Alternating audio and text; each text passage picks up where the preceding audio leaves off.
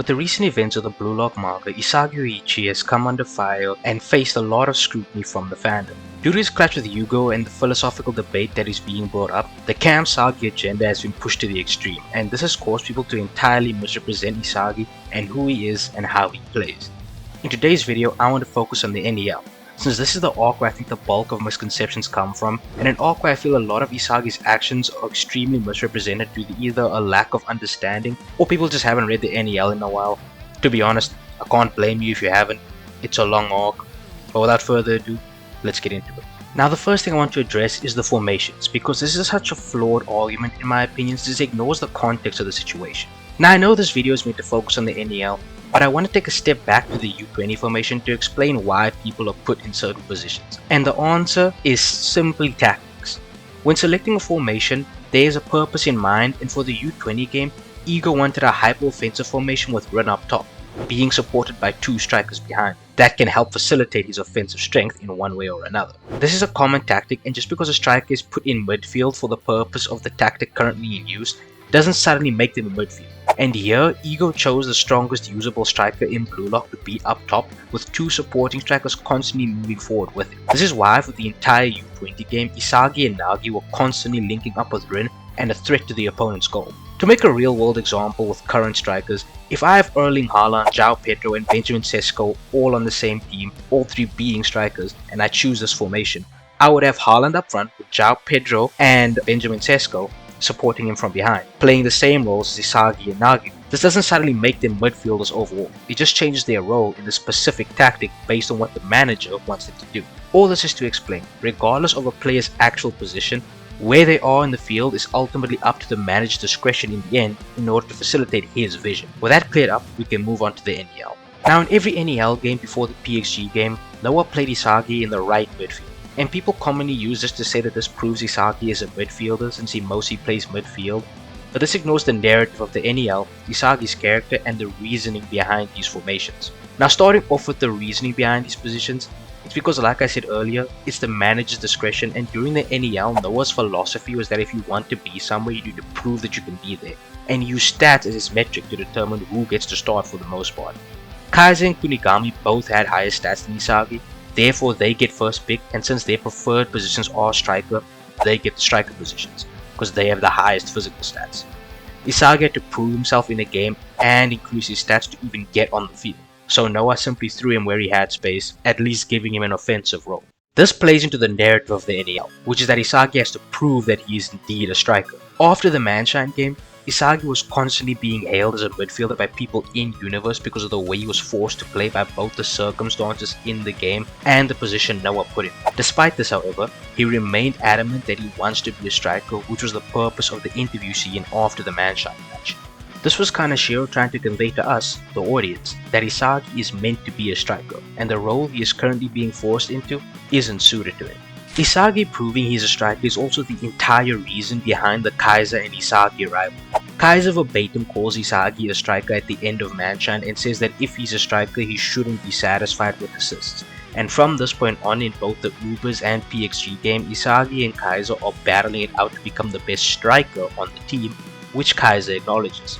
And then in Ubers, Kaiser gets completely destroyed as Isagi gets a brace and Kaiser had to rely on Isagi to get a goal which he says he hates. The narrative is painting a clear picture here that Isagi won their striker contest, which is why Kaiser crashes out at the end of the game, because as a striker, he lost to Isagi. Now notice how the A striker of Bastard Munchen has acknowledged that as a striker, he lost to Isagi.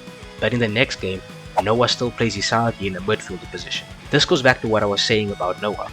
All he cares about is the data and the stats, and Kunigami is presumably still higher than Isagi because he was higher before Ubers and we never got updated stats after this, so therefore Kunigami gets to be up front in the starting lineup and Isagi has to play behind. This is why you have to consider the context behind the formation and not just the formation in isolation. The story and characters are all telling us Isagi is a striker, but despite this Noah plays him in midfield because Noah's data has Isagi below Kunigami. And I don't think I have to explain why Isagi is a better striker than Kunigami, right? The next argument people have for Isagi being a midfielder is that Isagi is dropping back constantly to defend. However, once again, this is ignoring context. First of all, it's not crazy for a striker to drop back and defend, especially when in a formation where they are playing behind the main striker. But disregarding this, Isagi didn't drop back because he wanted to or because that was his role in this formation. He did it because he was forced to.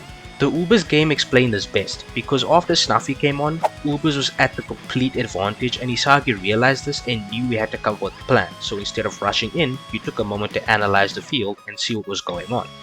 It was here when Isagi realized that only a handful of people were capable of understanding what Snuffy was doing and able to defend against it. We literally see Snuffy be wide open and Isagi begging for anyone to notice this because of how dangerous Snuffy is, and Kaiser was the one who noticed and had to defend Snuffy. This made Isagi realize the only people on the field right now who are actually grasping what's happening and are capable of defending against it are him, Noah, and Kaiser. All three of which are strikers, and now they are forced to drop back and defend because no one else is capable of keeping up.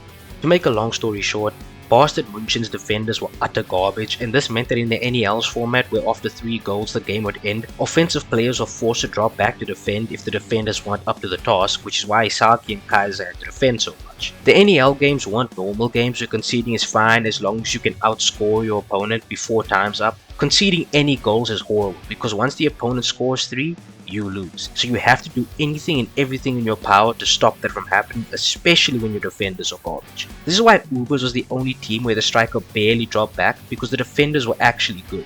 Look at PXG, Manshine, Archer. In all of these games, the strikers and wingers had to run back to defend because the defenders weren't exactly trustworthy. But I never see people calling any of them midfielders. This is why context matters, because once you look at things from a broader scope, you'll realize there's more to things than what you see at face value. Now, something you may have noticed is that a common occurrence with everything I've mentioned so far is that Isagi has been restricted. He was forced to not play striker and forced into a team led by Kaiser at first, meaning he was completely restricted. And he was also forced to constantly patrol the entire field due to the lack of skill from his teammates. Now, why does this matter? It matters because Isagi is a freedom type egoist. Once you realize that, you'll start to notice that until the very end of the NEL, when Isagi and Kaiser teamed up, Isagi was constantly in some form of restriction with his options limited. And notice how at the end of PXG, when Isagi was put up top as a striker and teamed up with Kaiser, this was Isagi's best performance, because this was closest to Isagi's ideal scenario. A scenario where Isagi could play how he wanted with as many options as possible. Now obviously the scenario wasn't perfect, him and Kaiser still had to drop back because their defenders sucked. But all in all, this was the closest Isagi came to his perfect scenario in the NEL. You have to remember that one's ego comes directly from your mindset and from your goals. This is why when Nagi lost his ego and his mindset started wavering, his ego shattered. And Isagi unapologetically has the ego of a striker. Isagi doesn't want to defend, he doesn't want to assist, he wants to score. This is why when everyone ran back to defend at the end of the U20 game, Isagi stayed back. Isagi's ego is an extremely important thing to discuss when talking about whether or not he's a striker, because ego is the entire premise of the manga. And when you look at what Isagi always says, it's always that he wants to score, and by scoring he wants to win. To Isagi, just having one or the other isn't enough. Winning without scoring isn't good enough, and scoring without winning isn't good enough. This is the mentality of a great striker, because Isagi will never be satisfied with just winning or just scoring. This is why at the end of Nigeria, Isagi refuses to let it end without him scoring. And you can see this in every big game in the series. Isagi is constantly making plays that could lead to him scoring, it's just that others are constantly interfering. During U20, Sai and Baro interfered. During the NEL, Isagi's options were constantly being limited by Kaiser, so he had to start taking the optimal routes necessary to create more freedom for himself. This is why he reawakens Kunigami's ego, why he sparks the rivalry with Yukimiya, why he asks for Hiyori during Ubers, why he chooses to forget his rivalry with Kaiser during PXG. All of these decisions end with Isagi being more free to do what he wants since he has more pieces to help him score. In fact, you can even notice a trend in Isagi's performance based on how free he is. Game 1, he has no pieces and has to forcefully awaken Kunigami's old ego. He ends with 1 assist. Game 2, Corona, Kunigami, and Yukimiya on the field. The latter 2 are antagonistic towards him, but Isagi knows how to use them how he wants, and ends with 2 assists.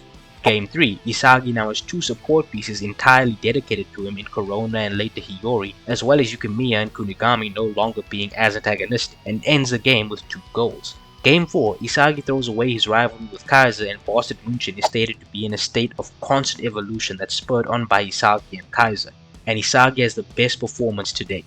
At this point, I think I've proven that the NEL was about Isagi having to claw his way into the position that suits him and only reaching that at the very end. Last thing I'm going to address is the statement where Isagi says to Yugo that his specs are better suited to be a midfielder. I'm be honest, this just doesn't mean much, since how you play ultimately is dictated by your ego and personality. For example, Isagi and Iori are practically the exact same, but their one difference is in their mindset, which dictates the application of their abilities. Iori wants to create the world's best striker, so he'll give the most optimal passes, and it's the receiver's problem to get them. Isagi wants to be the world's best striker, so he'll put himself in a position for the best pass that will lead to a goal. It's a fundamental difference between the two derived from mindset alone, and Isagi is, and always has been, a striker. Also, as of recording, this chapter 339 just came out, and it's clear the philosophy Ego preaches, which Isagi has adopted, is all about following your desire, regardless of your specs or suitability. And Isagi has proven time and again that he is a striker, even if he isn't the most physically gifted. So that brings us to the end of my first Blue Lock video on the channel, so let me know what you guys think, and if you enjoyed, be sure to leave a like and maybe a sub. But with that being said, I hope you all have a great rest of your day or night whenever you're watching this, and I hope to see you all next time.